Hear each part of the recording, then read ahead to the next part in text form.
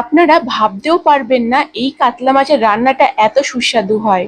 তার জন্য রেসিপিটা দেখুন এবং অবশ্যই ট্রাই করুন। প্রথমে কাতলা মাছটাকে লবণ হলুদ মাখিয়ে এপিট ওপিট করে লাল লাল করে ভেজে তুলে রাখলাম। আর এখানে দুটো মশলা রেডি করা হয়েছে। প্রথম মশলাতে এখানে রোস্ট করা হচ্ছে জিরে, ধনে, গোটা গরম মশলা এবং শুকনো লঙ্কা। এবং সেকেন্ড যে মশলাটা রেডি করা হয়েছে তার মধ্যে আদা, রসুন, পেঁয়াজ, টমেটো এবং শুকনো লঙ্কা দিয়ে বেটে রাখা হয়েছে। এরপর রান্নার প্রথমেই পেঁয়াজটাকে লাল লাল করে ভেজে তার মধ্যে হলুদ আর লঙ্কা গুঁড়ো দিয়ে এরপর তৈরি করা মশলা স্বাদ মতো লবণ দিয়ে ভালো করে কষিয়ে নিয়ে তেল ছেড়ে দিলে পরিমাণ মতো জল অ্যাড করে দিতে হবে। ঝোলটা ফুটে তেল ছেড়ে দিলে এর মধ্যে ভেজে রাখা মাছ দিয়ে ফোটাতে হবে।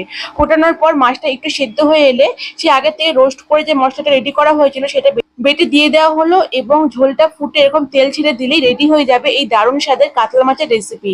বাড়িতে অবশ্যই ট্রাই করুন, এনজয়। ভিডিওটা ভালো লাগলে লাইক, শেয়ার, ফলো এবং সাবস্ক্রাইব করুন। দেখা হবে আবার নেক্সট ভিডিওতে।